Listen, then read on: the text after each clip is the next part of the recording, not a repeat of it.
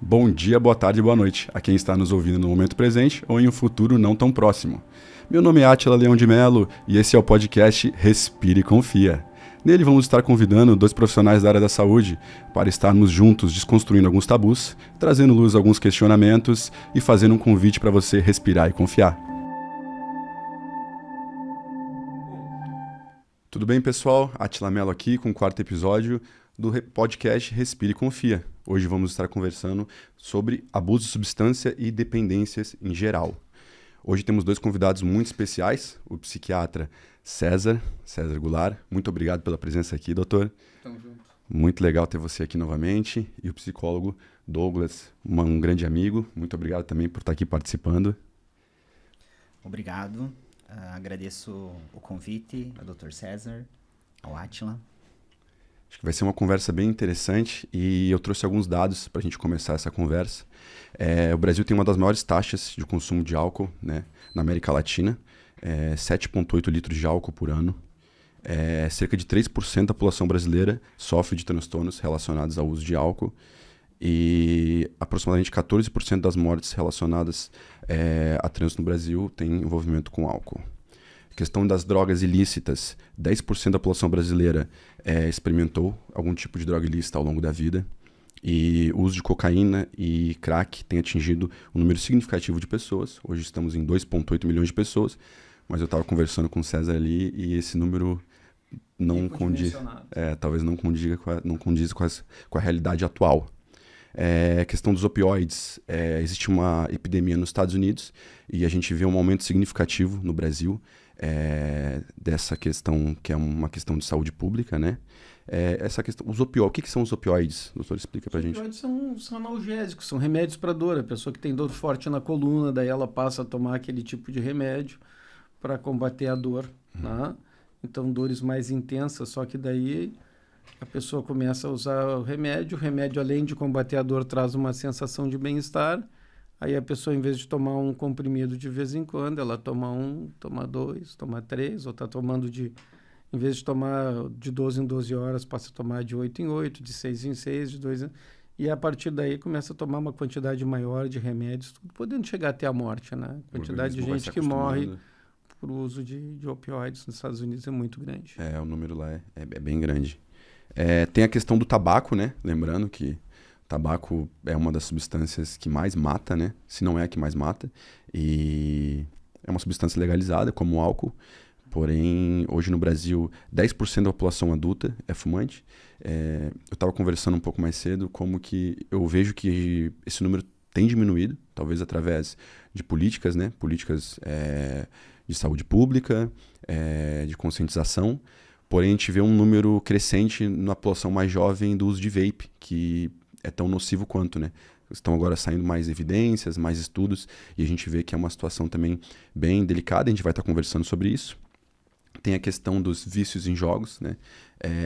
Não tem ainda muitos estudos em relação a isso, mas estima-se que 0,5% a 1% da população tenha problemas relacionados a jogo. Isso é um número bem grande, né? Tem a questão da internet, que estima-se de 4 a 10% dos brasileiros sofrem com o uso problemático da internet. Então, essa é alguma dos dados que a gente buscou para estar iniciando essa conversa, né? Vai ser uma conversa muito rica. Então, eu queria começar falando com vocês sobre a dependência química, né? Esse transtorno. Tem como a gente identificar os familiares, como que eles podem fazer?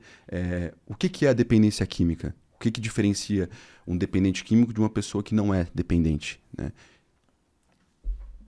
Posso começar? Pode começar. Então tá. Não, as principais características... Quando é que uma pessoa beber, quando é que o beber passa a ser, por exemplo, considerado pessoa dependente química de álcool? Ou quando é que a pessoa passa a ser dependente química de uma substância? Deixa de ser recreativa para ser uma pessoa dependente. A principal característica que tu pode ver é a abstinência. Quando a pessoa não usar aquela substância, a pessoa começa a se sentir mal.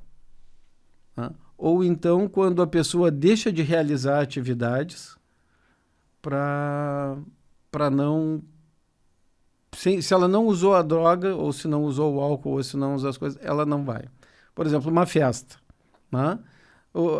Antigamente o Joãozinho ia com os amigos para uma festa, daí eles se encontravam antes da festa, fumavam maconha, iam lá e se divertiam. Um exemplo, né? Aí, com o passar do tempo, se o Joãozinho não fumasse antes, ele não iria na festa. Antes ele ia na festa para fumar. Quando ele passou a ser dependente da droga, ele tem que fumar antes de ir para a festa. Ele mudou o comportamento. Né? Então, em vez de ser uma coisa divertida, uma coisa que trazia prazer para ele, é uma coisa que agora é necessária para ele, para que ele consiga participar da festa. Né? Então, das principais características é a abstinência. O que é abstinência? Né? Abstinência é uma sensação de mal-estar que a pessoa tem, de desconforto físico, na verdade, é um desconforto físico, a pessoa fica agitada, fica irritada, né? Fica brava muitas vezes quando falta a droga. Por quê? Porque ela está sentindo um desconforto físico pela falta da droga. Tá? Isso por quê? Né? Quando a gente usa uma droga, a gente libera substâncias, que são neurotransmissores, que dão uma sensação de prazer para a gente. E com o passar do tempo, o nosso cérebro se acostuma. Eu não sou italiano, mas eu também falo comum, né? Então, o nosso cérebro se acostuma com aquela quantidade a mais de neurotransmissor do prazer. Se tu tira aquilo abruptamente, essa diferença do neurotransmissor que se mantinha lá em cima, passando para um nível mais baixo, vai te trazer o desconforto, a sensação de desconforto físico. Então, vai te dar agitação, inquietude, irritabilidade, tá? Pode trazer, muitas vezes a pessoa pode, dependendo da droga, pode ter convulsões, vai ter dores abdominais, vai ter toda uma sensação de mal-estar pela falta da droga. Por quê? Porque durante um certo tempo ele usou aquela droga num nível mais elevado. Agora, quando baixa o nível do neurotransmissor para um nível normal, que a gente consideraria normal, essa diferença é o que vai trazer esse desconforto durante um tempo, mas depois isso passa, até que o corpo assuma um outro status dentro de um padrão normal de neurotransmissores que tinha. Né? Isso se chama a abstinência, ou, como falam na gíria aqui no Brasil, é a fissura. Quando o cara fica na fissura, né, uma pessoa, por exemplo, que usa crack, ele fica na fissura, o cara entra em desespero, ele fica desesperado, ele fica procurando pedrinha no chão, ele fica louco para fumar uma pedra. Então, essa sensação de mal-estar físico, de desconforto, é a abstinência, que é a principal característica da dependência química. Né? Entendi. Então, aquilo que antes te trazia prazer, agora a falta da droga te traz desconforto. Aí tu já sabe que tu estás dependendo daquilo. Né? O álcool é a mesma coisa. O cara para de beber, começa a tremer. Né? Ou ele para de beber, ele tem que fugir na hora do almoço no trabalho para ir num barzinho, para tomar uma cerveja ou tomar um martelinho, porque senão ele fica inquieto, agitado, irritado, brigando com os colegas. Então a pessoa passa a mudar seus hábitos. Né? Quando é que a família percebe? Quando a pessoa começa a mudar os hábitos. O fulaninho sempre foi assim, agora ele está diferente. Abre o olho. Quando a pessoa começa a mudar, é porque alguma coisa está fazendo com que ela mude. Sim. Né? Sim. Principalmente as crianças. Uma criança que vinha bem na escola, estava com boas notas, estava tudo direitinho. Aí a criança começa a faltar aula, começa a ter um baixo desempenho escolar. Então, tu já sabe que aquele adolescente está tendo algum problema. Vai atrás, porque aquela criança pode estar usando droga, sim. Entendi. Perfeito. Obrigado pela colocação. Eu penso que é a mudança na própria rotina da criança, né, César? Quando o Dr. César, ele coloca, né, que essa criança, ela passa a apresentar prejuízos na escola, é uma questão que precisa ser observado tanto pelos profissionais da escola, né, pelos educadores e toda a estrutura, mas também a importância da família, né? Porque quando se percebe que uma criança, que um adolescente, ele está tendo hábitos, iniciando com alguns hábitos, onde a rotina dele é alterada, então é aquela criança que ela fica até mais tarde, né, ou no uso do computador, ou no uso do celular, né, e a família não acompanha, a gente vai ter um prejuízo lá na frente, né? Ela vai faltar, se ela estuda pela manhã, ela vai faltar, ela vai se tornar uma criança, um adolescente com comportamento alterado, né, do que vinha acontecendo, e isso vai causando os prejuízos na vida social dela, né, seja na relação com outras crianças, na relação com outros adolescentes, na própria escola, vai apresentando comportamentos de agressividade, comportamentos inapropriados para determinados locais, né, baixo rendimento escolar, e aproveitamento da infância, aproveitamento da adolescência, né. Na questão do uso das substâncias psicoativas, de drogas, enfim, a gente tem, comumente, nos falam dos benefícios, né? Ou não entendendo muito bem aí os prejuízos. Porque a gente começa a observar os comportamentos, né, como prejuízos, sem muitas vezes identificar isso no início, né? Então, exemplo do que a gente tem na escola, a gente vai atribuindo a questões, um não desempenho social, um não comportamento adequado dentro da escola, dentro da sala de aula, né? Atribuindo isso à família, mas muitas vezes a família não identifica isso dentro de casa. Sim. O que eu trabalho na questão social, com famílias, enfim, né? Eu tenho essa experiência. Hoje, a gente tem uma vivência, através das famílias que a gente acompanha aqui, os pais não sabem educar filhos. Ou muitos dos pais de hoje em dia não sabem manejar a criação dos filhos.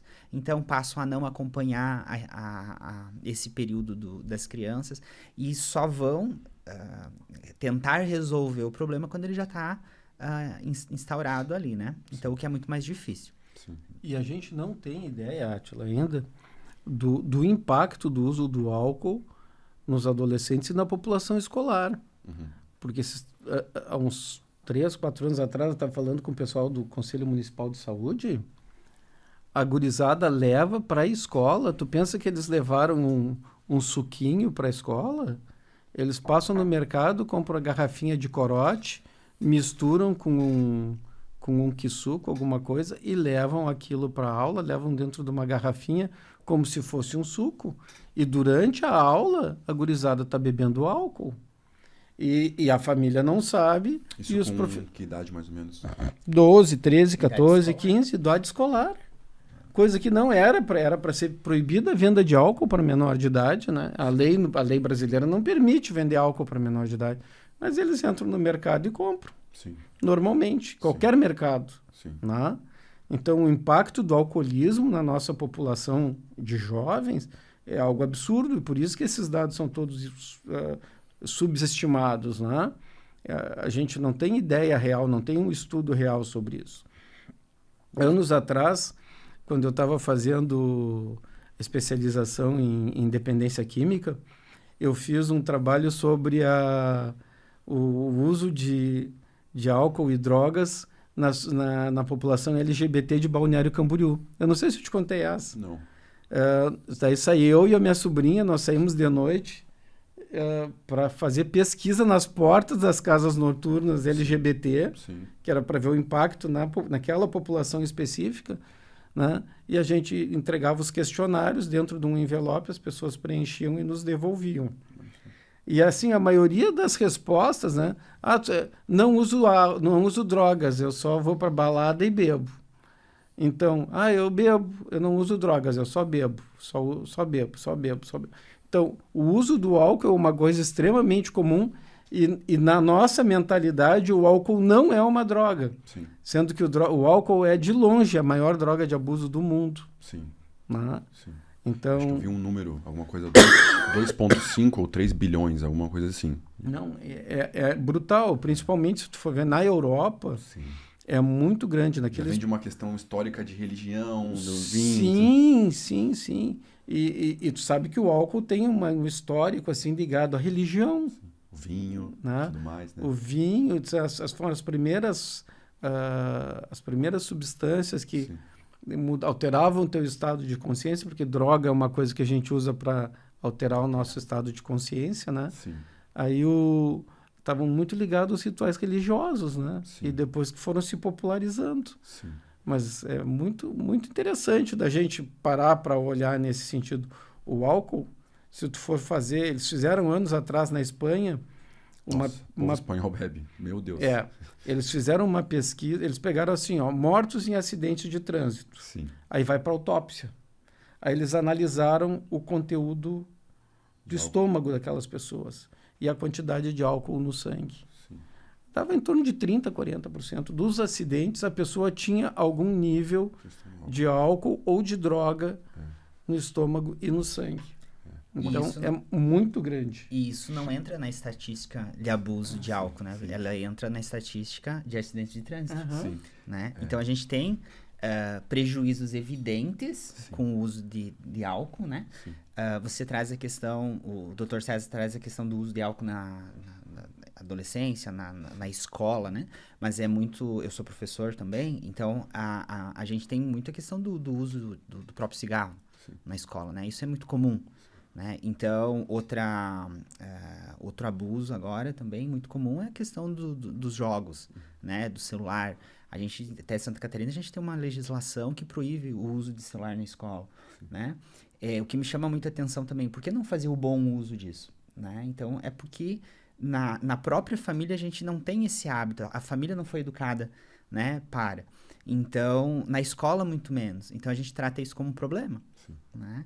Então, a gente passa para esses jovens, né, um recorte da realidade. E o que ela não sabe lidar, ela procura na droga, né, como fugir dessa realidade, ou como lidar, ou não lidando com as coisas, né? Sim. Uma coisa que é interessante, e é uma dúvida minha, essa questão, por exemplo, eu vejo ali à frente, ali na Bem Viver, as internações relacionadas ao abuso de substância, dependência química como um todo, na sua grande maioria, eu vejo que são 3 grandes frentes. O álcool, e eu vejo que o álcool, geralmente uma população quando vem já de mais idade para internação, tem a questão da cocaína, e tem a questão do crack. Esses são os 3 principais, assim, que eu vejo. As outras drogas, o porquê disso, ou se é uma... Não, Átila, de repente não é assim. Para explicar, porque a gente tem a questão que a gente estava falando, a questão da maconha, tem a questão dos sintéticos, que aqui na nossa região é muito forte, tem os alucinógenos, e tem a questão da própria medicação para dormir, os tarja preta, os benzodiazepínicos, o porquê que essas 3 são geralmente as principais quando a gente está falando em internação, chegar ao ponto da internação. Eu acredito que seja pelos prejuízos sociais que aquela substância traz para a pessoa. Entendi. Por exemplo, a pessoa que abusa de álcool, daqui a um tempo, ela para de funcionar socialmente legal. Sim. Ela começa a ter problema com a família, a bater na esposa, a brigar com os filhos, fica agressivo. Né? E mais adiante também, mas isso geralmente não leva tanto à mudança. Agora, o cara começa, por exemplo, a beber, chega num ponto que ele bebe até o fim de semana, daí ele para no domingo para segunda trabalhar. Mas chega num ponto da dependência que ele começa a beber no domingo e chegar atrasado no trabalho segunda de manhã. Isso é uma maneira de tu saber que o cara está dependendo. Quando a pessoa começa a faltar no trabalho na primeira hora da manhã, Sim. na segunda-feira, é porque ele está sob efeito da substância ainda. Sim. Então, está se agravando a dependência química dele. Sim. O caso dele está ficando pior. Então, isso é uma das formas da gente avaliar. O absenteísmo ao trabalho, né, que é o faltar ao trabalho, nas segundas de manhã. Porque o cara usou de substância todo fim de semana e na segunda não estava fritando ainda, não conseguiu ir trabalhar. Entendi, perfeito. Uma outra coisa que é importante, eu acho, a gente levantar, a gente estava falando sobre questão estatística do álcool e sobre algumas situações que o álcool acaba trazendo em relação a acidentes de trânsito, né?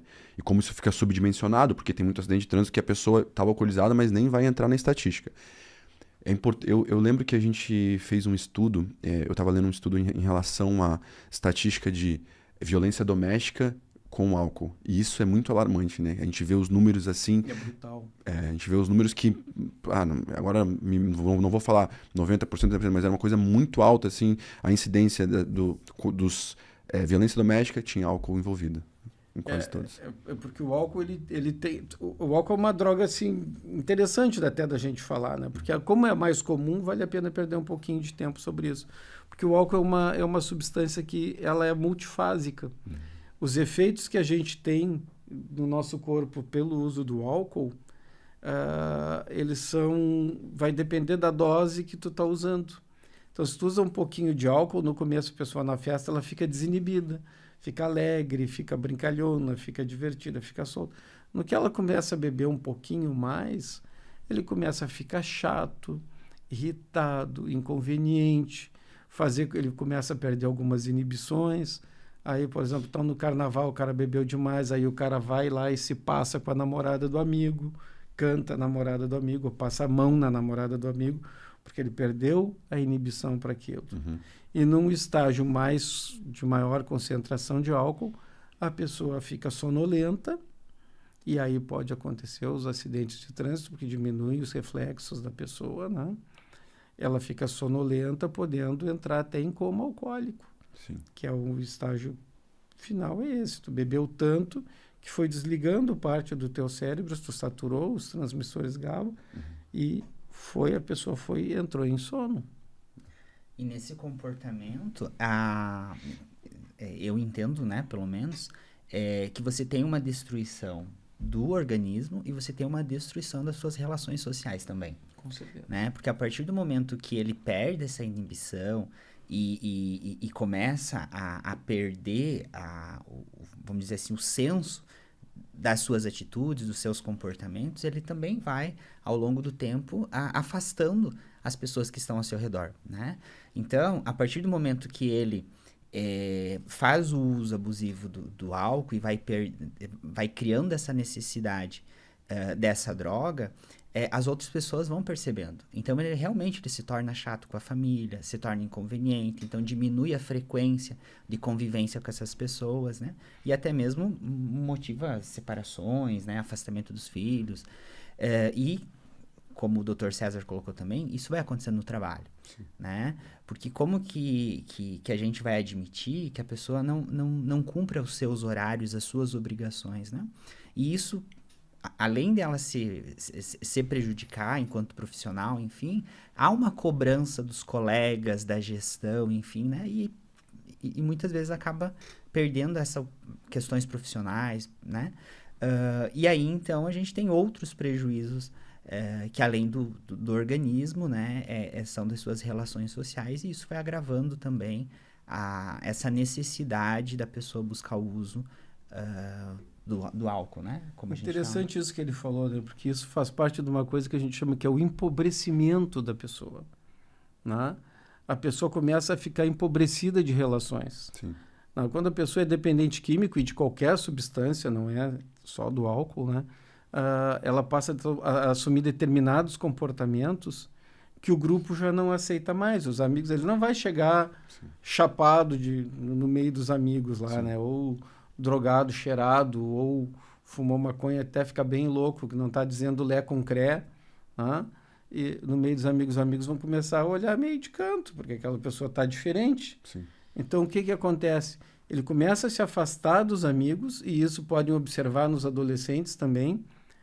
Os amigos que eram de muito tempo, ele começa a se afastar dos amigos e formar novos grupos de amizade, de pessoas também usuárias de substâncias, onde o comportamento alterado dele passa a ser aceito dentro daquele grupo de usuários. De normalidade. Então, é um comportamento normal. Então, tu vai ver assim, ó, o cara começa a andar só com os maconheiros. Então, ele é maconheiro, porra. Sim. Agora, o meu filho é tão bonzinho, é queridinho, tá andando só com maconheiro. Cara, teu filho é maconheiro, pô. Não deixa de ser burro. Me diga com quem anda. Não, tira o filtro e vamos olhar a realidade. Né? Se o cara tá andando só com maconheiro, porque ele tá fumando maconha com a gurizada. Sim. Então... Pode concluir. Não, aí a família não quer ver, às vezes, né? Sim. Que a criança mudou, que o adolescente mudou, o comportamento mudou. Então... o comportamento mudou, ele está usando droga. E maconha não faz bem para a saúde, tá? É mentira, não existe maconha do bem. Maconha é uma porcaria, é uma droga. Ela faz mal para a cabeça do gurizado. Vamos aproveitar esse gancho para entrar numa situação para a gente entender melhor. Maconha, óleo de canabidol, CBD, qual que é a diferença? Porque alguns são prescritos, são utilizados para alguns diagnósticos, para algum tipo de doença. Outra questão da maconha. O que é o diferencial, o que não é, como que funciona isso? Tá. Assim, ó, a maconha é uma planta, tá? A família dos cânhamos, tá? Então tem alguns tipos de cânhamo que tem nas suas flores substâncias que têm efeito psicoativo. Outras não têm, tá? Então, o que acontece? Na cannabis, tá? Na cannabis sativa, ou na cannabis índica, seja lá qual for a cannabis, tu vai encontrar pelo menos 17 substâncias que têm alguma ação maior ou menor no sistema nervoso central. A que é responsável, né, pelos efeitos alucinógenos mais é o THC, o tetraidrocannabinol. Mas existe dentro da planta da maconha o canabigerol, que é um outro componente ativo, é um dos terpenos. Tem o canabidiol. Né? O canabidiol ele é potente anticonvulsivo. O canabidiol. E ele não sem o THC. Não gera alucinação. Não gera os efeitos neurológicos. Né? Então, o que eles fazem? Eles purificam, pegam o óleo da cannabis, purificam e tiram fora o THC. Aí tu tens o CBD e fica normalmente com uma quantidade muito pequena, 0,1%, 0,2% de THC, que não é o suficiente para causar um efeito alucinatório na pessoa. Né? E a segunda coisa, por exemplo, o CBG, o canabigerol, hoje em dia está bem sabido que aquelas crianças autistas, agitadas, inquietas, que não param, que batem com a cabeça na parede, que se autoagridem, o CBG, que não é o CBD, é o CBG de gato. Né? O CBG tem efeito positivo no comportamento dos autistas, deixa o autista mais calmo. Olha que legal. Então, hoje em dia, tu consegue ter óleos que tu tira fora o CBD, o THC, perdão, mantém o CBG e o CBD. E aí tu pode usar para crianças que têm problema. As pessoas existem, por exemplo, casos de depressão, alguma situação assim, também utilizado, off-label, tem evidência científica, não tem? Está sendo estudado ainda? Como que se dá isso hoje em dia? Para ansiedade já está provado que não funciona. Já está provado que não funciona? Não funciona. Já tem estudos bem definidos, bem desenhados que mostram que não funciona. Eu vou tomar canabidiol óleo de canabidiol para ansiedade. Não vai. Não toma, botar dinheiro fora. Para insônia tem alguns componentes que ajudam na insônia também. Entendi. Tem. Uhum. Pode ser usado para ajudar na insônia. Legal. Legal. Mas o principal é dizer o seguinte: a maconha não faz bem. Tá? Papo furado. Maconha não cria dependência. Tira a maconha do maconheiro e vai ver o cara ficar irritado, brigão, agressivo, incomodativo, chato. Ela causa dependência também. A cannabis causa dependência. Existe dependência química de cannabis sativa. O THC causa dependência. A maconha, ela altera o funcionamento saudável do cérebro. Sim. Né? Então, a pessoa que faz uso da maconha, ela vai ter os prejuízos, né? Cada vez mais cedo, né? Cada vez que ela faz o uso da maconha mais cedo, os prejuízos são maiores ao longo aí da vida dessa pessoa. Pela questão da formação, né? Criança que começa a usar... Formação do cérebro e tudo mais. Começa a usar a maconha antes dos 12, 13 anos de idade. Essa parte aqui do cérebro da gente, que é a última parte que amadurece, que é o lobo pré-frontal órbito, que é das órbitas dos olhos, frontal, é a última parte do nosso cérebro que amadurece. Ela vai atingir a maturidade a partir da adolescência com os hormônios masculinos e femininos. Então, o que é o nosso cérebro? Nosso cérebro é conexão de neurônios. Né? É terminal elétrico.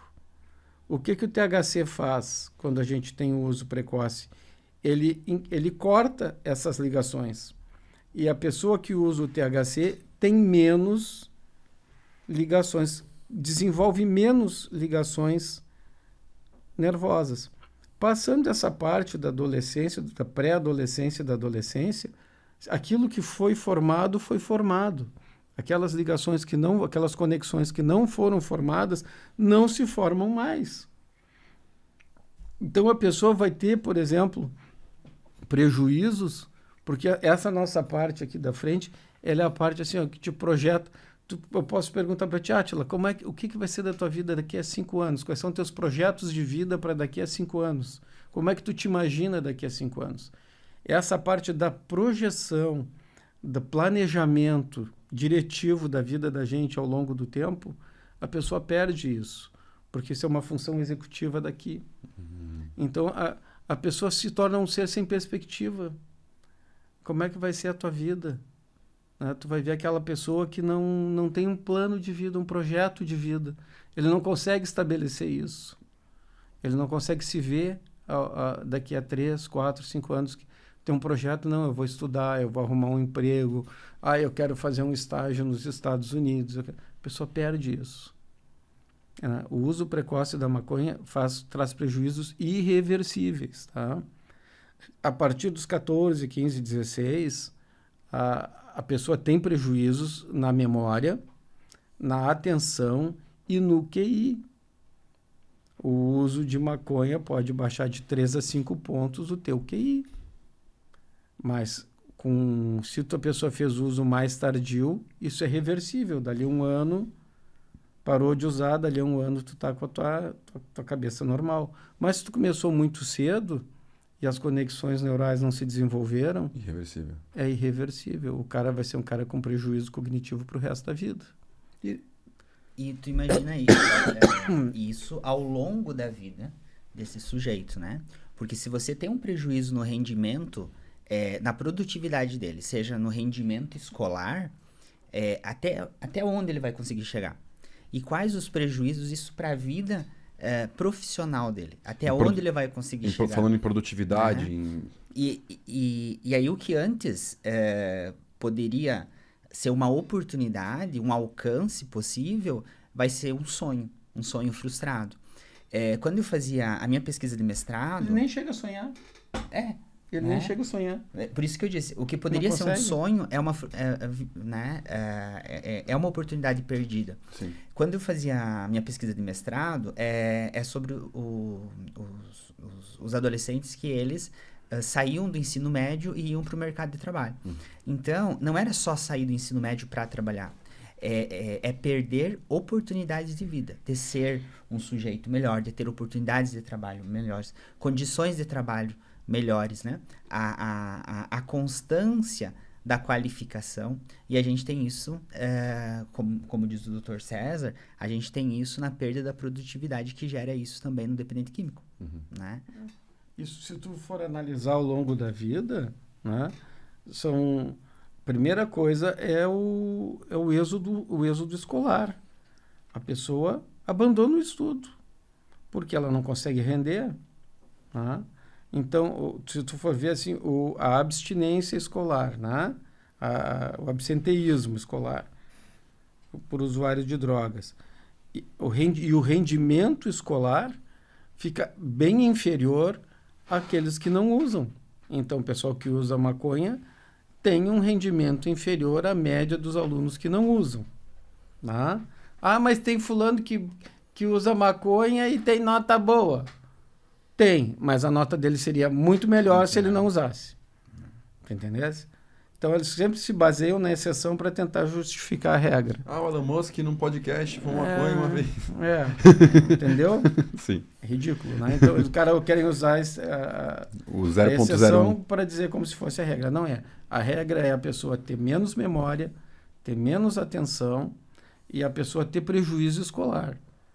Vai ter nota menor, sim, vai ter um rendimento menor. Inclusive pai e mãe, se teu filho estava tendo notas boas, daqui a pouco ele passa a ter notas ruins, ficaram ruins, começa a faltar aula, começa a sair com os amiguinhos, fugir da aula e da escola, vai atrás que teu filho está usando droga. Não. Inclusive, nas relações que ele estabeleceu até ali, né? Que o sujeito estabelece até ali, ele é excluído do grupo, né?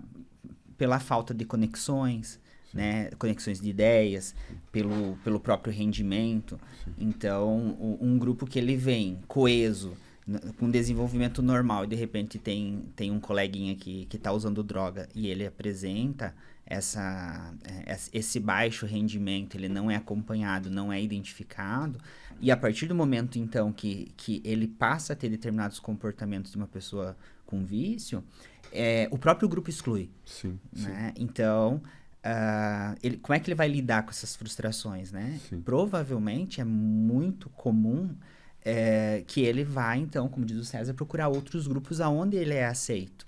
Né? Então, aí a gente precisa da atenção dos pais, da própria equipe pedagógica, do trabalho do psicólogo é fundamental também, né? De como lidar, né, nesse trabalho de mudança de comportamento do outro. Nessa questão, e uma coisa que a gente vê que anda muito lado a lado, né? Questão da dependência química, maconha, porém outras dependências, e transtornos mentais. Como que se dá essa parceria de insucesso, né? Uma coisa desengatilha a outra, ou é coincidência? Como que é o que acontece esse processo?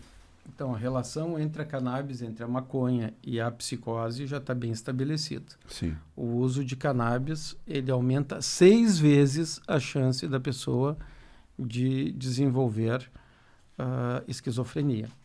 Tá? Então, assim, além do prejuízo na atenção e na memória, o uso da maconha, muitas vezes, uma vez só, já desencadeia o primeiro surto psicótico na pessoa. E essa pessoa, por exemplo, ela já tem uma predisposição a isso? A pessoa que tem predisposição genética, desestrutura... Combinação perigosa. Acabou-se. Entendeu? Aquela pessoa que está ali na linha, que está no limite, né? Uhum. A maconha vai lá e dá só um empurrãozinho, o cara cai. E é o tipo de coisa que, quando desencadeia, depois para tentar recuperar... A esquizofrenia não volta, né? Não volta. É uma coisa que é incurável. Incurável. Ela é incurável. A pessoa estava ali ainda, não tinha tido seu primeiro surto. Poderia talvez passar a vida sem ter? Ou ia ter mais adiante. Entendi. Tá? Aí a pessoa foi lá, usou a droga e desenvolveu. Então, tanto a maconha quanto o LSD... Uhum. eles aumentam a psicose, né? A incidência de psicose na população. Entendi.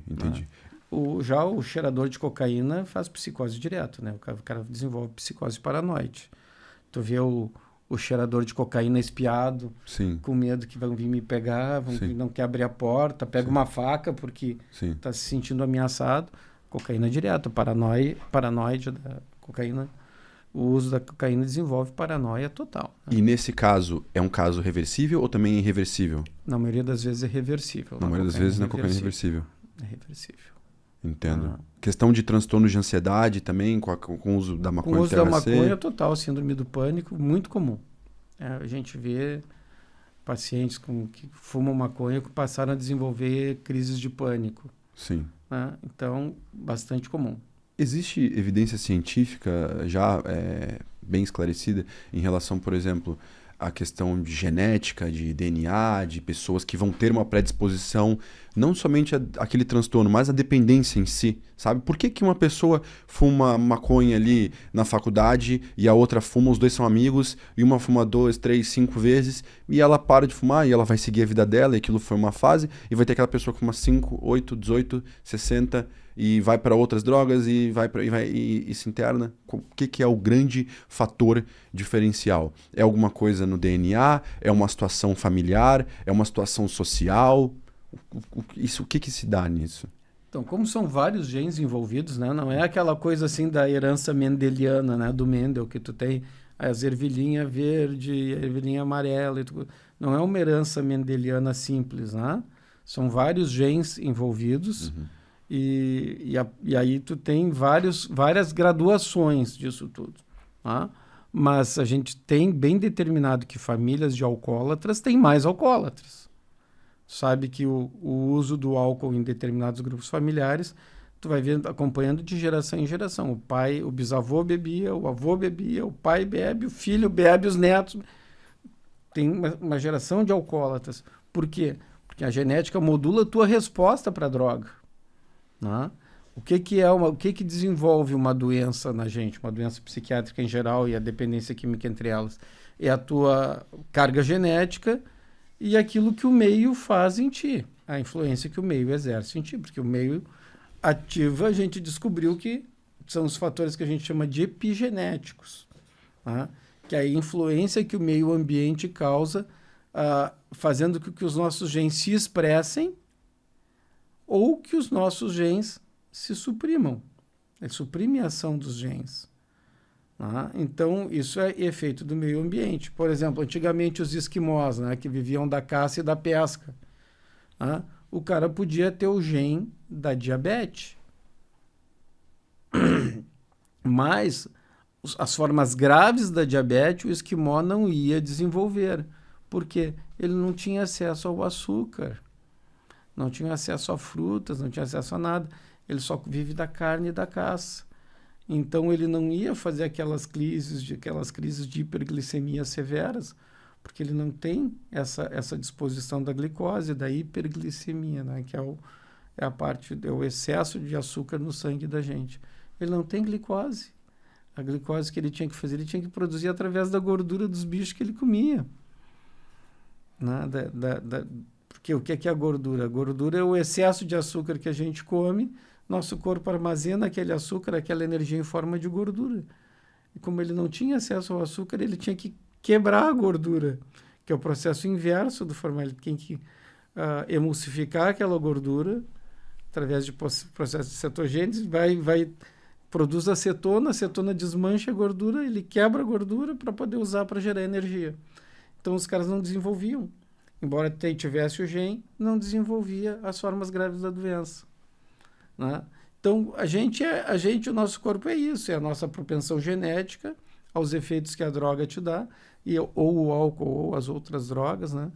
E a sensação com que tu percebe o efeito daquela droga. Talvez nessas pessoas a percepção do álcool, o bem-estar, o prazer que o álcool traz, seja maior do que na maioria de outros grupos de pessoas. Por isso que as pessoas não bebem e não fazem diferença. Sim. Né? Ou bebe um pouquinho e está satisfeito. O outro não, é uma coisa maravilhosa, ele vai seguir bebendo. Sim, entendi. E esse comportamento social que o sujeito acaba aprendendo, né? Isso se torna habitual na vida dele, começa na tenra idade, né? Eu já tive a oportunidade de presenciar situação normal em muitas famílias, né? Muito comum dos familiares estarem brindando uma taça de vinho, outros com cerveja, enfim, a criança brindando com a mamadeira, né? Então já é um comportamento ingênuo, Sim. Né? E que isso vai formando, né, ao longo da vida outras situações. Isso na Serra Gaúcha era muito comum. Eles pegavam vinho, botavam na mamadeira da criancinha. Cachaça pegavam no banho.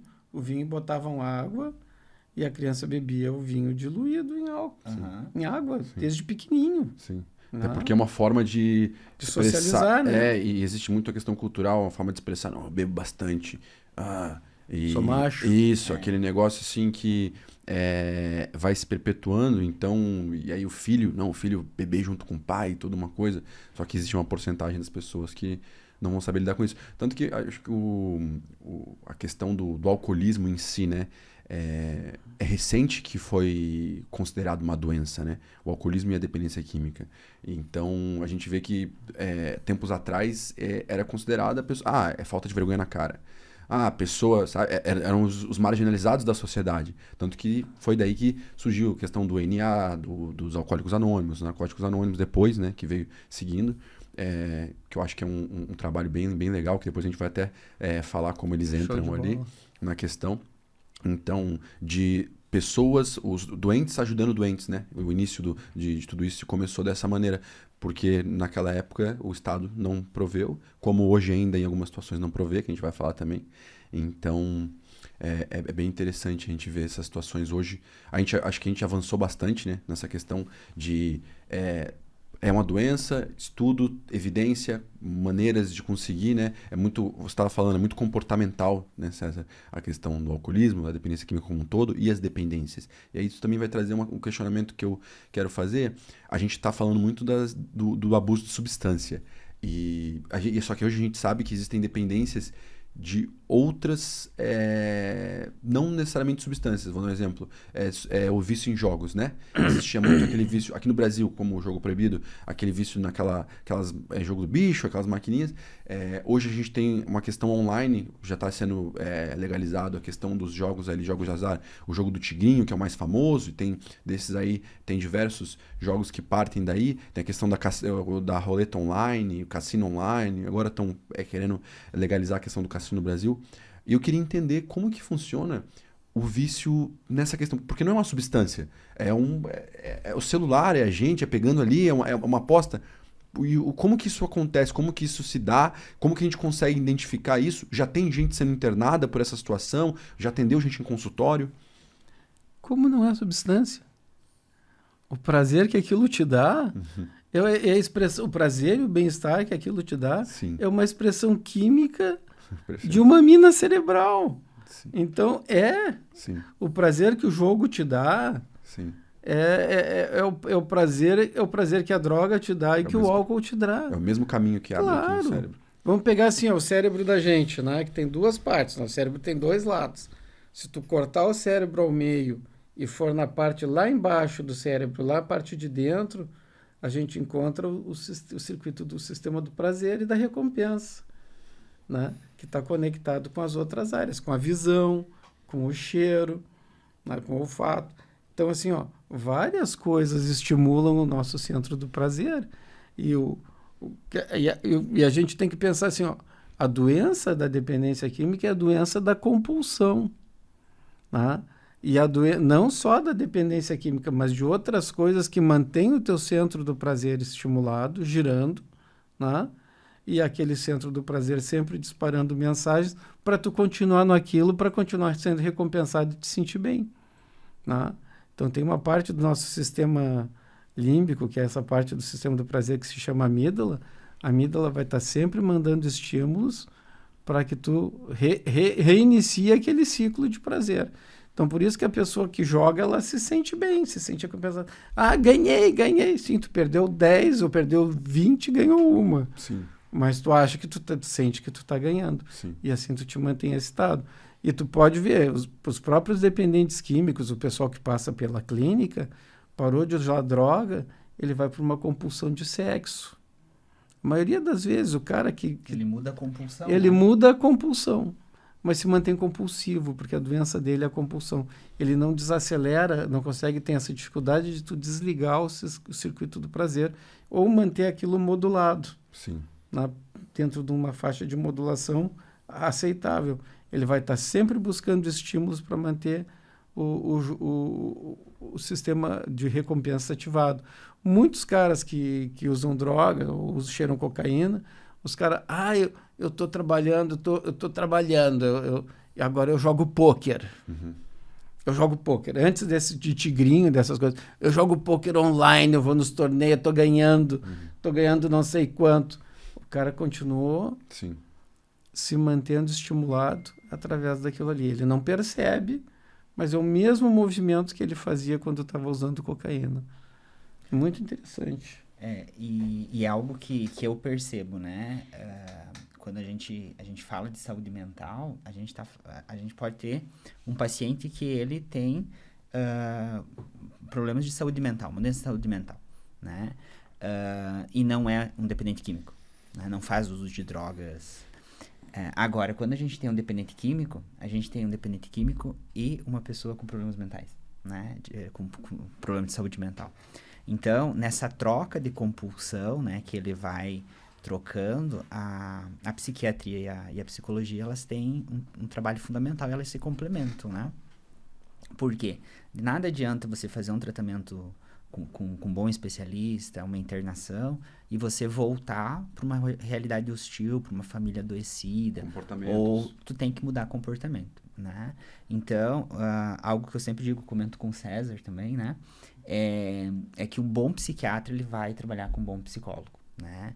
Ele vai indicar psicoterapia. Da mesma forma, o psicólogo, identificando alguns comportamentos, algumas necessidades, que o psicólogo não prescreve medicamento, né? Sim. Mas ele pode indicar um bom psiquiatra, Sim. né? Ou minimamente indicar que o paciente procure, né?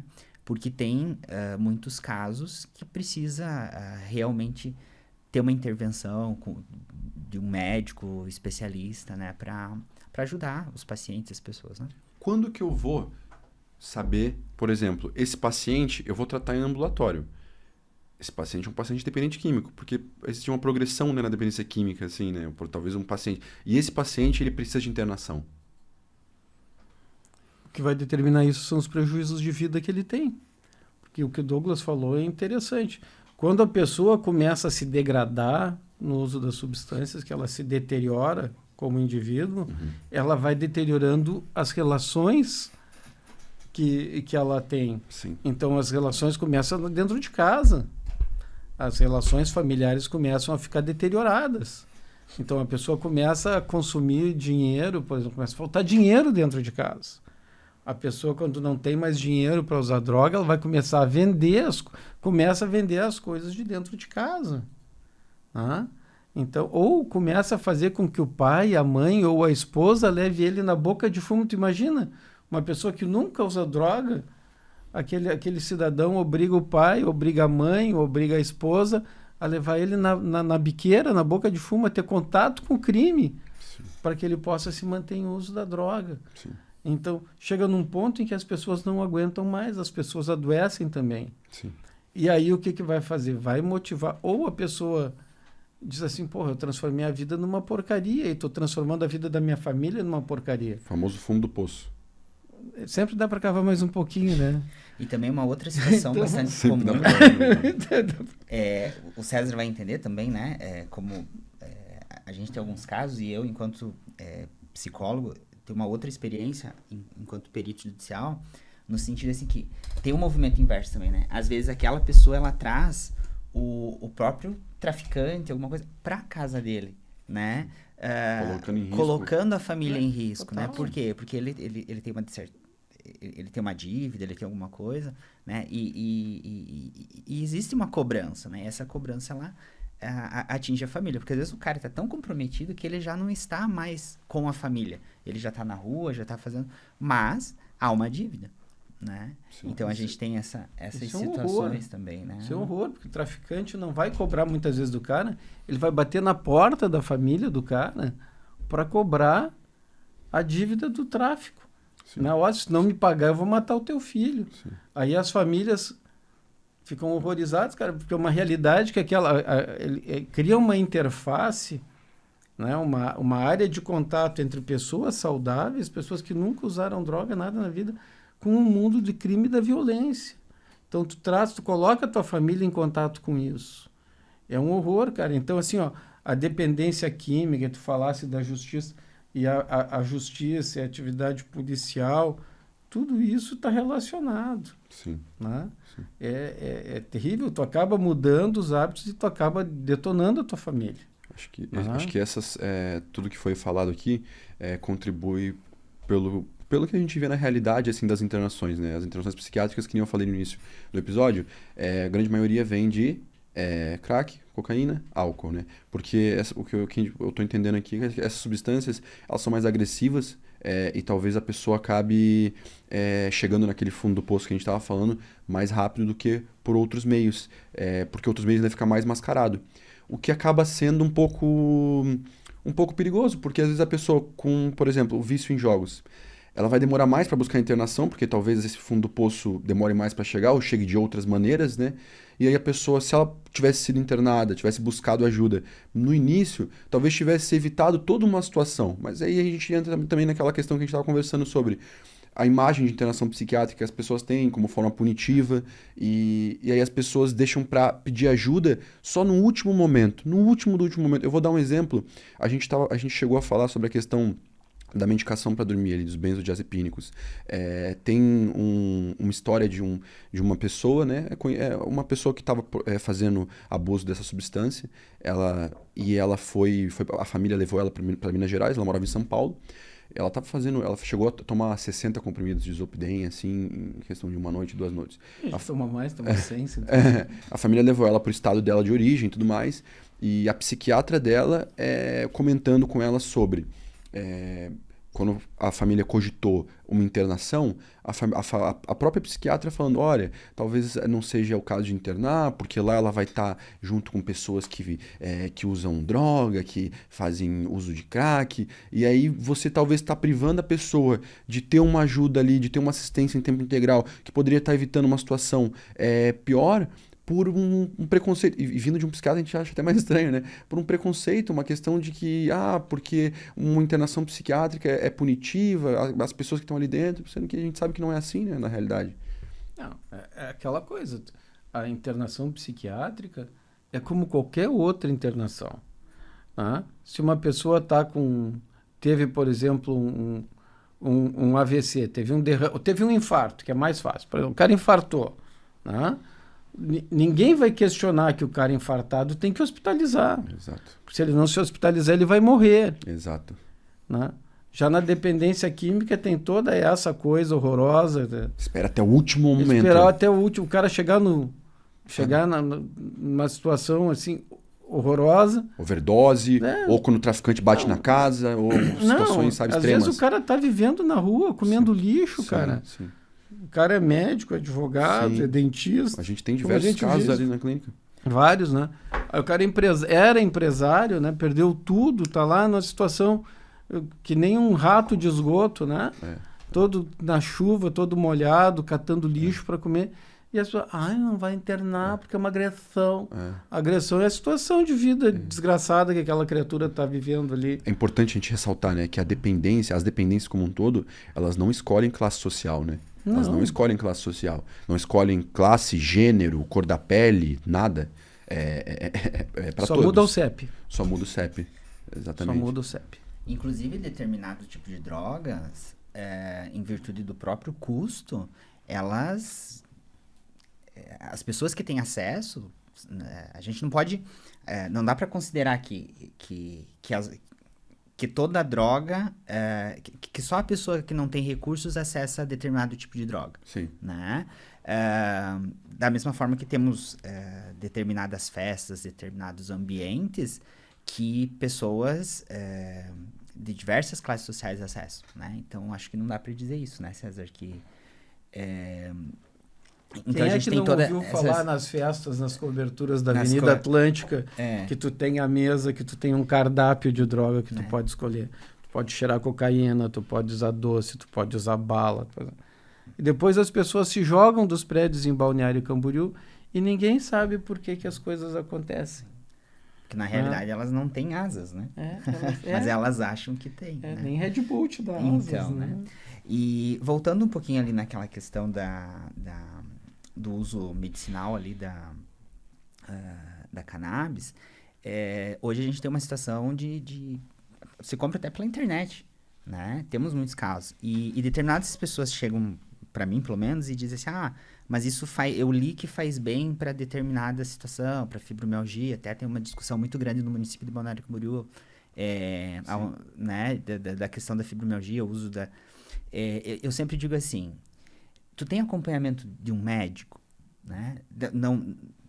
Tem acompanhamento de um médico? Na questão do uso medicinal, eu não tenho nenhuma objeção, desde que, né, tenha um acompanhamento profissional, com um profissional qualificado, né, com experiência. Então, é a dose, né? Agora, você vai tomar de qualquer jeito, porque você leu num Google da vida, ou um influencer está dizendo que isso é muito perigoso. Isso é muito perigoso, né? Sim. Então, a gente tem que pensar nisso. E a outra situação também é que quando saber o momento de internar, né? É quando a pessoa está causando prejuízos a si, né? E prejuízos aos outros também, né? até a questão dos próprios colegas da psicologia, eles realmente não há uma indicação, ou eles não indicam, ou não há o entendimento da necessidade, às vezes, de encaminhar para o psiquiatra, medicação, até mesmo a internação, enfim, porque acredita-se que o cara estando bem, estando feliz, enfim, ele deixa o carinha lá, né? E o porquê também, que eu acho interessante, é a questão da clínica psiquiátrica responsável, legalizada, fiscalizada, regulamentada, né, com responsabilidade técnica, né, com bons profissionais. É que você consegue, nesses ambientes, ter controle, né, da medicação, tu tem responsabilidade, enfim. Diferente do que vem acontecendo muito frequentemente na questão da saúde pública dos CAPs, né? A demanda é muito grande. Então, tu tem pacientes que eles recebem o tratamento e depois eles só... na mesma receita, eles recebem um carimbo com 6 meses de... Então, por 6 meses ele não passa, né, por avaliação do médico psiquiatra. Volta, claro. Né? Tem determinadas questões que o sujeito, o paciente, ele não vai falar no grupo terapêutico. E tu não tem no CAPS, é muito difícil um CAPS que tenha atendimento individual. Sim. Né? Não tem como. Não tem como, a demanda é muito grande. Os psicólogos né? não dão conta. E a própria estrutura pública não dá conta, porque é algo que eu penso assim, né? Então, para um cidadão que se acha no direito de tu ter um guarda de trânsito para ele, um enfermeiro para ele, um médico para ele, um psicólogo para ele, o tempo todo é inviável, é impossível, né? Com certeza. E a demanda que tem no serviço público, ela é muito grande e não dá conta, né? Isso tudo aí que o Douglas está falando, né, entra dentro daquela ideologia nefasta, maldita, maligna, destruidora, assassina, que é a ideologia antimanicomial. Tá? Então isso aí é uma coisa assim, ó, os caras simplesmente tiraram as pessoas de um ambiente que elas estavam protegidas e recebendo algum tipo de assistência e jogaram na rua. Porque o Estado tirou as pessoas que estavam sendo assistidas. Ah, mas estava mal assistida. Bem ou mal assistida, estava recebendo alguma assistência. O pior é tu tirar as pessoas e jogar elas no meio da rua ou embaixo das marquises, onde não tem comida, não tem abrigo e não tem o mínimo de dignidade.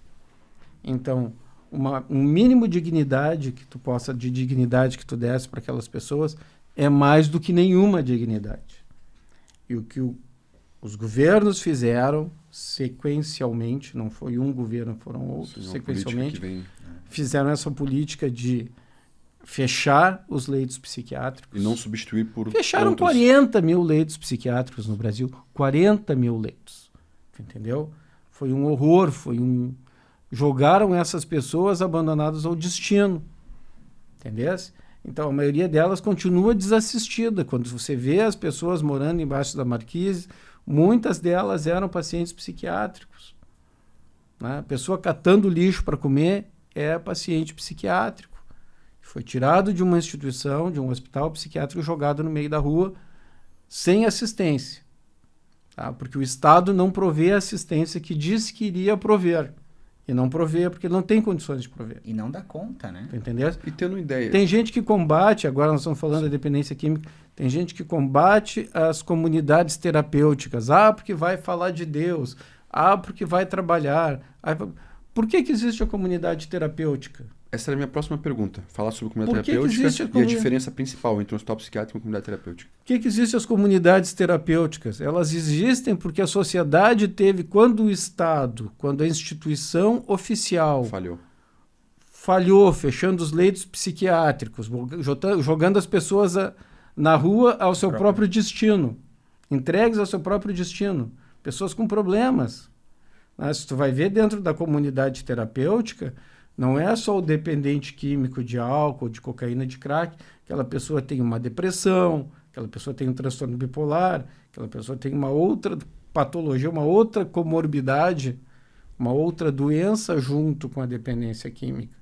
E simplesmente essas pessoas foram propositalmente, e eu diria até criminosamente, por causa de uma ideologia, foram desassistidas. Entendeu? Então, assim, por que existe a comunidade? Da onde surgiram as comunidades terapêuticas? Foi uma maneira que a sociedade teve de prestar socorro para aquelas pessoas que o Estado abandonou. Simplesmente abandonou.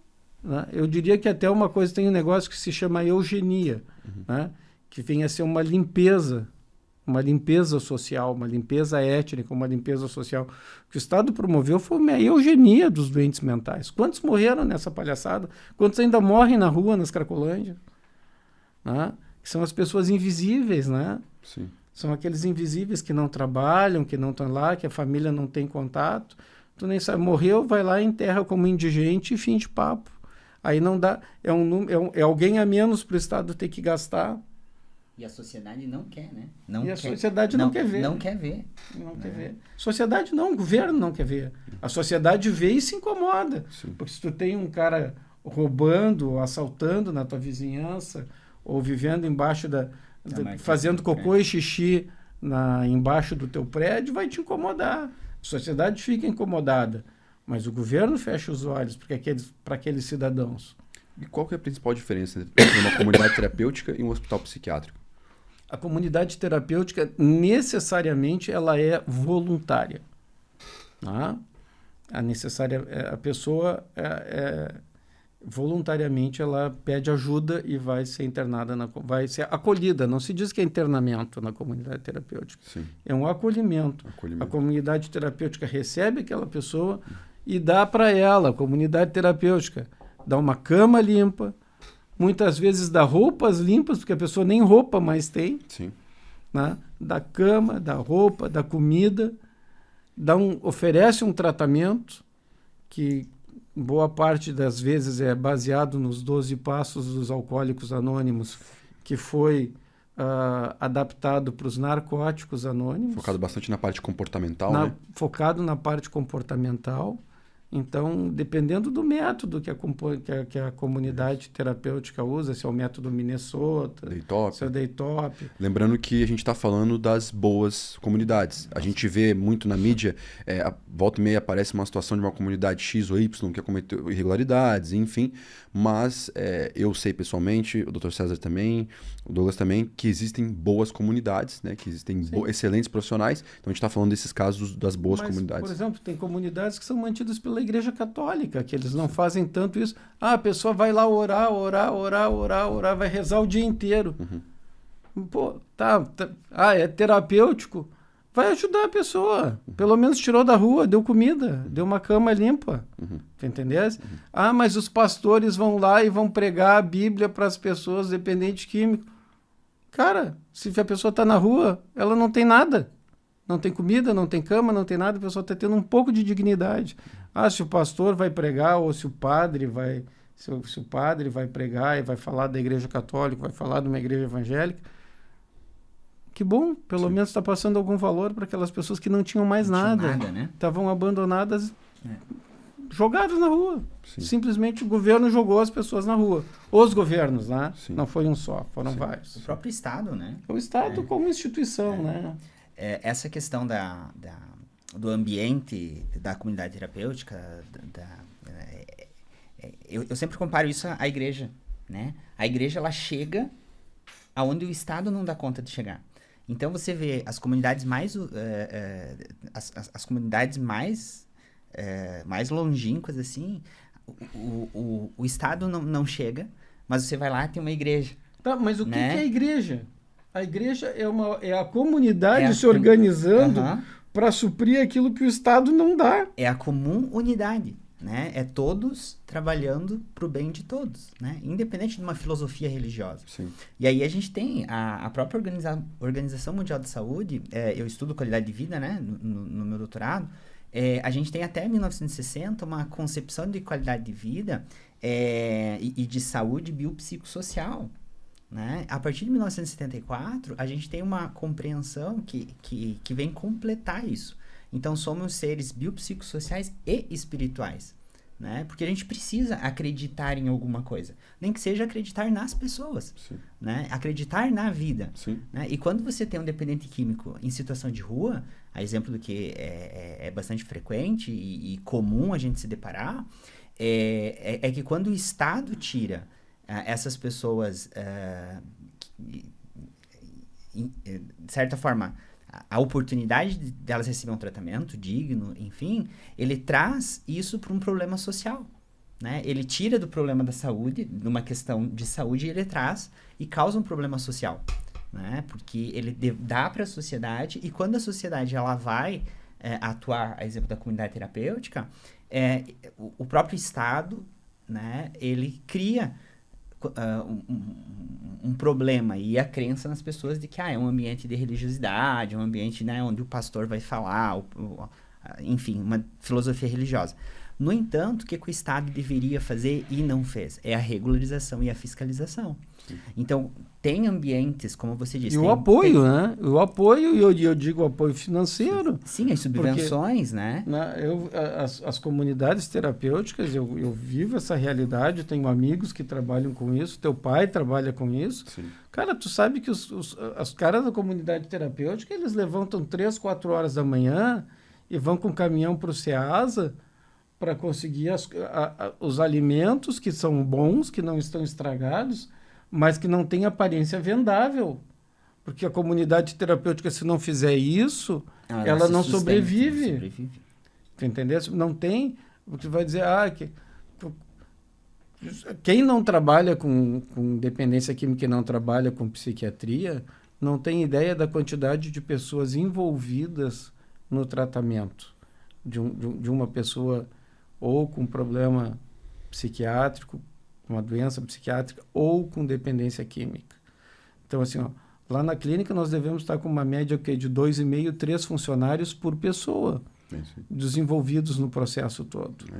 Então, para tratar um paciente, a gente tem psicólogo, assistente social, médico, tem a pessoa que faz a limpeza, a pessoa que cuida da segurança, a pessoa que arruma a cama. Tem toda a parte de gestão administrativa. Toda a parte de gestão administrativa. Nutrição.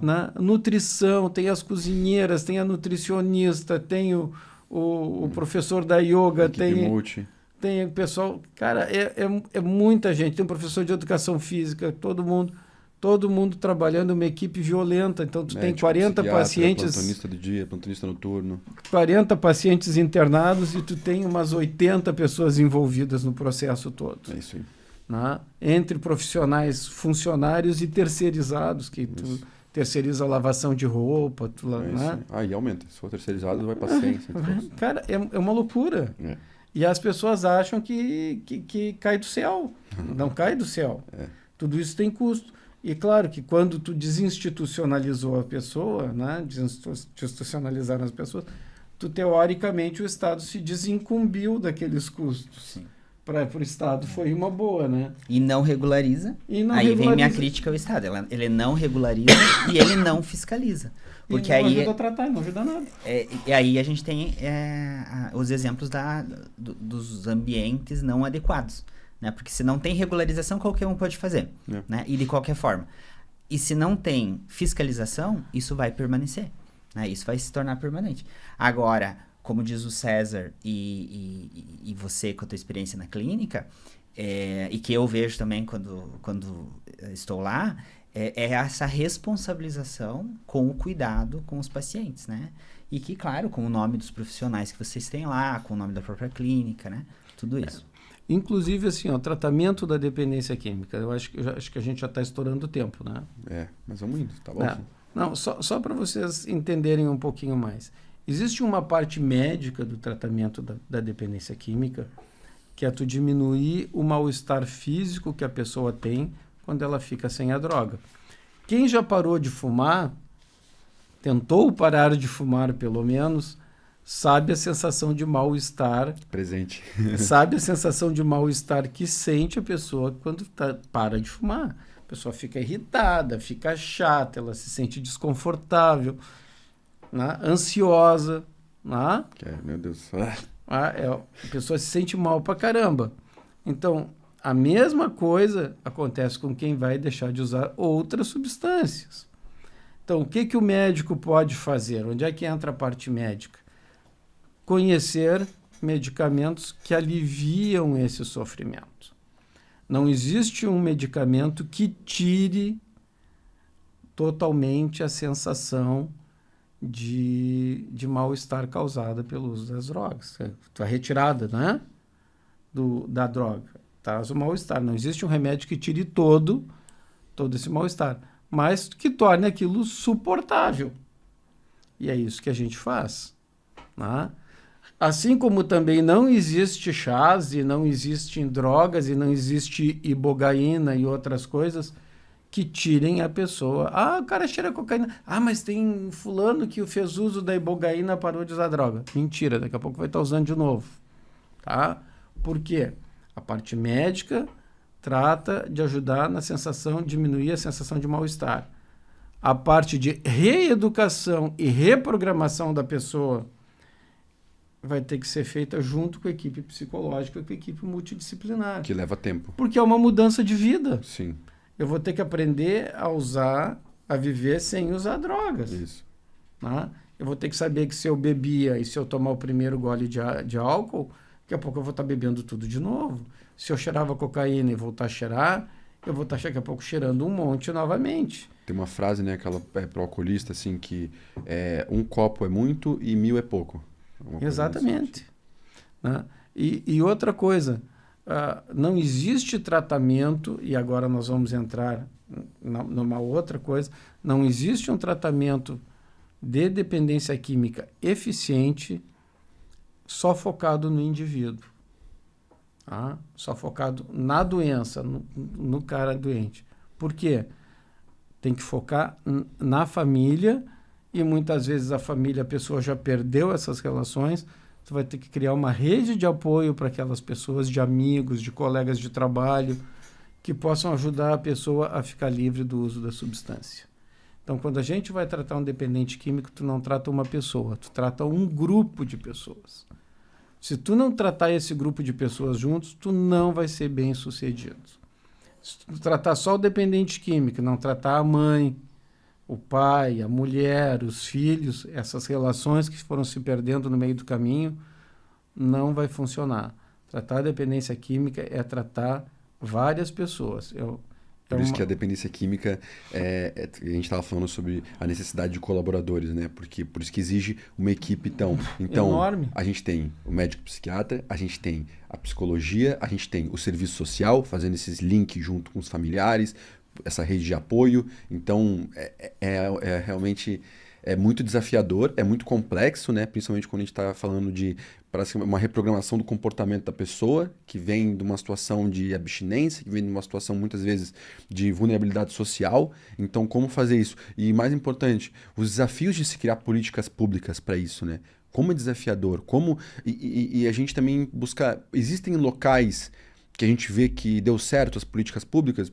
Eu assim, de cabeça, não consigo me recordar. Política pública de enfrentamento ou... Existe. Existe? O Brasil é um caso de sucesso. Que legal, nosso país. O Brasil é um caso de sucesso na prevenção e no tratamento do tabagismo, tá? O Brasil, a partir de 1980 e poucos, não me lembro se foi nos anos 80, nos anos 90, que começou a campanha contra o tabagismo, se diminuiu consideravelmente o uso do cigarro. Então, assim, hoje em dia você vai em algum lugar, você não vai ver as pessoas fumando lá, porque fumar em determinados ambientes se tornou uma coisa socialmente inaceitável. O que antes era o inverso. Sim. O que antes um fumar era um símbolo de status. Sim. Hoje em dia, fumar é uma coisa... A gente conseguiu transformar a cabeça das pessoas que o fumar é uma coisa ruim. E foi através de políticas públicas, né? Através de políticas públicas. Obrigando os locais a fazer aqueles fumódromos pequenos que fica um negócio ali... Nossa, sai e eu te fedendo, pergunto, né? nos Estados Unidos, para uma pessoa só pode comprar álcool com mais de 21 anos. Uhum. E você não pode andar na rua bebendo uma garrafa de álcool. Não pode nem transportar. Se eles têm que transportar na rua, é dentro de um envelope ou de uma sacola. Entendeu? Então não tem essa exposição que a gente tem ao álcool. Tá? Então, a mesma coisa, hoje em dia, eles estão tentando banalizar o consumo da cannabis, da maconha, porque o mercado é enorme. Sim. Né? Então, assim, ó, tinha que ser feito a mesma coisa que fizeram com o cigarro, poderia ser feito com relação ao álcool, poderia ser feito com relação à cannabis, poderia ser feito com relação à cocaína, e começar desde pequenininho, desde a pré-escola. Ah, cigarro é ruim, cigarro é ruim, cigarro é feio, cigarro fede, né? Maconha fede, álcool faz ruim, álcool faz dodói. Porque isso é psicoeducação, né? Isso é psicoeducação. Se tu começar lá da pré-escola, tu vai chegar na adolescência com aquele adolescente já... Na cabecinha dele, já vai saber que aquilo não é legal. Então, essas ações educativas são fundamentais. A prevenção, cada real que tu gasta em prevenção, tu economiza não sei quanto no tratamento. Sim, depois no tratamento, E na qualidade de vida da pessoa. O impacto social de ações que comecem cedo na escola, ao longo da vida da pessoa, é fantástico. Então, é muito bom. Então, onde é que vai começar isso? Quando é que a gente vai começar a mudar? Né? Quando a gente começar a dizer que é feio para a criança que é feio, que ela vai chegar em casa, vai ver o pai bebendo, e ela vai dizer para o pai, papai é feio beber. Né? Papai é feio fumar. Né? Ela vai poder dizer isso. Papai é feio fumar, papai é feio beber. Porque a criança, ela reeduca a família. Fantástico. A criança, então, ela tem essa... Sim. Essa característica motivadora. Essa característica, né? Porque os pais mudam pelos filhos. Os pais mudam. Claro, eu vejo ali muito pra gente estar encerrando aqui que nosso papo tá muito bom e na verdade falta muita coisa pra gente falar. Eu queria falar sobre redução de danos, eu queria falar sobre as inovações, eu queria falar sobre o que tá acontecendo. Outros países vão ter que marcar outro porque esse assunto fluiu demais. E eu tinha feito toda uma lista de como ia ser feito e a gente começou a falar. Mas eu já vou falar para ti de redução de danos, tá? Sim. Redução de danos, só existe uma que funciona. Sim. Que é a abstinência. Sim. Tá? O tratamento que funciona é a abstinência. Esse papo da redução de danos, tu mantém os comportamentos aditivos. Sim. Se tu não muda comportamento, a pessoa não sai do uso. Sim. Em consultório, por exemplo, você pega uma pessoa, não, mas eu vou continuar. Eu quero continuar usando, eu quero continuar usando. Não me afeta. É entrevista motivacional. Tem que incentivar a pessoa para que ela comece, que ela queira se tratar. Entendi. Porque enquanto ela vier com esse papinho, eu quero redução. Primeira coisa que o cara que quer continuar usando droga vem, eu quero redução de danos, eu quero redução de danos. Sim. Não funciona. Sim. Redução de danos não funciona. Na prática, não funciona. Que legal. O que vai dizer? O que funciona para dependência química é mudança de comportamentos e abstinência. Tem um triângulo que eles falam muito, que é o triângulo dos hábitos, lugares e pessoas, né? Para a questão da dependência química. Então, evitar lugares, antigos hábitos e antigas companhias, né? Pessoas. Esse triângulo, assim, e é uma coisa assim que eu lembro que o pai falava para mim há muito tempo atrás e é uma coisa que me marcou bastante. Em relação à característica motivadora das crianças, eu vejo ali no tatame, ali no jiu-jitsu, pais que levam os filhos para começar o jiu-jitsu e eles observam os filhos começando, aí dá um mês e meio, 2 meses, o pai começa a fazer também. E aí tem casos ali que hoje que o pai e o filho vão competir, assim, uns casos bem legais assim que eu lembrei. Então, realmente, filhos, eles têm essa situação de tirar o pai do conforto, né? E o pai, às vezes, faz esse sacrifício, enfrenta as situações pelo filho. E isso é muito legal. Eu queria agradecer vocês muito pelo episódio, pela conversa. Foi muito boa, muito legal conversar entre amigos e foi um debate, assim, de alto nível. Eu aprendi muito. É muito legal ter essas oportunidades. E eu queria dar um espaço para vocês deixarem uma mensagem que vocês querem deixar para a nossa audiência e também deixar a rede de vocês, que caso vocês tenham uma rede profissional para acompanhar vocês, aonde que eles encontram vocês, quem quer marcar uma consulta com Douglas, quem quiser marcar uma consulta com César. Vou começar pelo César. Bom, primeira coisa assim, dependência química tem tratamento, a gente não tem a cura, tá? Dependência química é uma doença, é o exterminador do futuro, tá? Se tu vai ter que viver fugindo da droga ou do álcool o resto da vida. E a gente vai te ajudar a controlar isso. Mas é tipo assim, lembra do filme do Exterminador do Futuro, que tu vai lá, dá um tiro no Exterminador do Futuro, ele continua, ele se sacode todo e vem atrás de ti para te pegar, né? Ele se transforma, ele modifica a forma dele e vem atrás de ti. Então, dependência de álcool, de cocaína, de cannabis, de qualquer outra substância, ela vai continuar te acompanhando e indo atrás de ti o resto da vida. E tu vai precisar de ajuda por um bom tempo. Já aconteceu de pessoas estarem 20 anos limpas, pegou um voo, disse assim, eu vou provar só um golezinho de vinho aqui. Se descuidou. Desceu do avião bêbado. Então, não existe. Dependência química não tem cura. Tem tratamento. E um tratamento continuado, que é com médico, com psicólogo, com assistente social, com toda uma equipe multidisciplinar que vai ajudar a pessoa. Tá? E a família precisa ser tratada também. Não se esqueçam disso. Tratar a dependência química é tratar famílias, não é tratar indivíduos.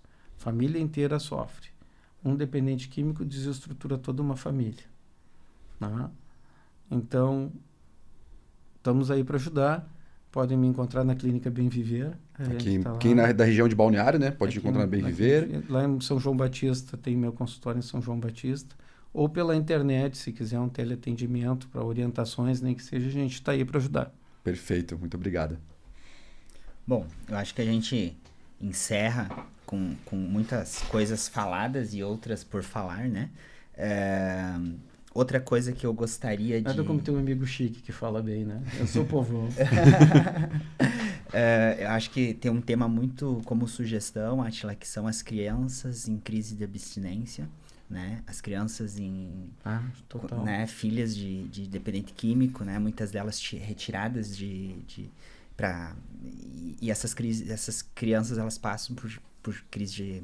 Até algo por traumas, né? Por traumas e crises de abstinência mesmo, né? A mãe usava drogas, enfim, é algo que eu tenho me debruçado bastante, né? E agradecer, né? A oportunidade, mais uma vez, de estar entre vocês, né?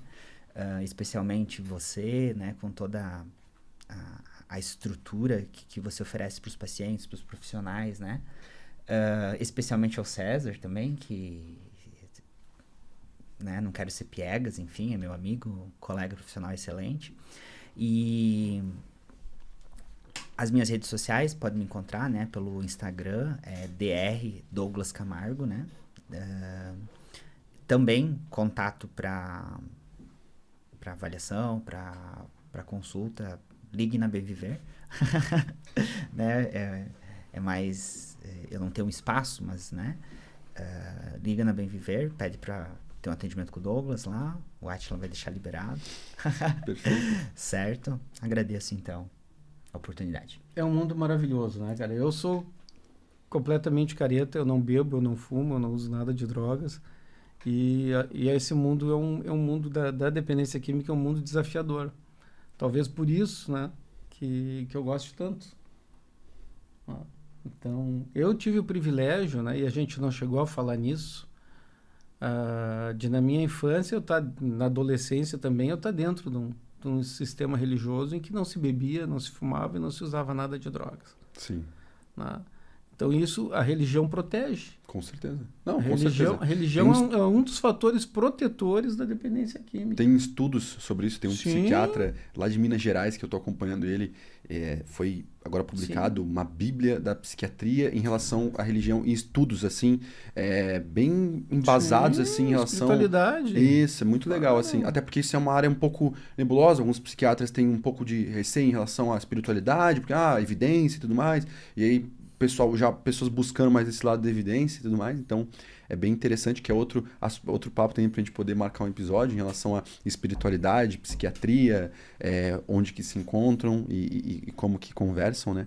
Então, novamente queria agradecer vocês dois ali por esse episódio fantástico. Eu acho que o recado que eu daria é cultivem as boas amizades, cultivem pessoas que vocês admiram de alguma forma, sabe? E essas pessoas, elas mais tarde, além de amigos, viram uma rede, né? É um networking que chamam. Então, por exemplo, hoje eu ter oportunidade de sentar aqui com vocês e estar conversando é porque a gente já cultivou isso de outras maneiras, é porque nós temos características que um admira no outro. Então, isso acaba reverberando e isso acho que é o fator principal das pessoas de sucesso, são as pessoas com que ela convive, é o networking que ela tem. Então, esse seria o meu recado. Agora, para encerrar, um clássico aqui do podcast, eu vou fazer uma pergunta. Um livro, um filme e um local que vocês foram viajar ou têm vontade de viajar, que vocês indicam e tudo mais, antes da gente encerrar. Então, vamos começar. César, um livro, um filme... O livro não precisa ser psiquiátrico, ou pode ser, tanto faz. Livro, filme e um local. Então, o livro, então, já que nós estamos na temática, eu vou dizer o livro legal, bom, é Dependência Química da Alessandra Gil. Alessandra Gil? Né? O livro Dependência Química. Eu conversei com ela para marcar um podcast. Ela é uma fofa, tu vai adorar ela. César, meu Deus, tem que marcar, não sei. Ela é uma fofa. A mulher ela é uma superstar, assim, uma excelente psiquiatra, top em dependência química, maravilhosa. Sim. E um ser humano também maravilhoso. Então, vamos combinar o livro de Dependência Química da Alessandra Gil, que é um livro de capa marrom com um anzolzinho assim na frente, né? Que é aquela coisa que te fisga, depois tu não consegue te soltar. É muito legal, até o simbolismo foi legal. Um filme... eu acho que tem um filme gostoso, agora me ocorreu, que eu achei muito legal. A Vida é Bela. Esse filme é demais. Um filme muito bonito, se chama A Vida é Bela, a relação do pai e do filho num ambiente completamente hostil. Sim. Muito legal. E um lugar que eu vou visitar agora, no final do ano, que é uma região da França que se chama Alsácia-Lorena, que é a divisão na França com a fronteira com a Alemanha ali. Legal. Eu quero conhecer. Manda fotos, manda vídeos que... Vamos lá. Eu vou estar lá. No final do ano, eu vou passar frio, vou pegar neve, mas eu vou. Douglas, filme, livro e um local. Que já foi ou tem vontade de ir? Um filme... Bom, eu sou um romântico, né? Então, Comer, Rezar e Amar. Filme que eu acho legal. Interessante. E eu acho que traz um pouco isso do lugar, do livro, então, o filme, né, seria Comer, Rezar e Amar. O livro Vigiar e Punir, do Michel Foucault, é algo assim que eu já li, reli, né, até a história do poder, né, de como a gente... e um lugar, cara, eu adoro Balneário Camboriú. Também sou apaixonado por essa cidade. Então, eu acho que a gente fica por aqui. É isso. Pessoal, meu muito obrigado e vamos ficando por aqui. Obrigado novamente. É isso. Respire e confia.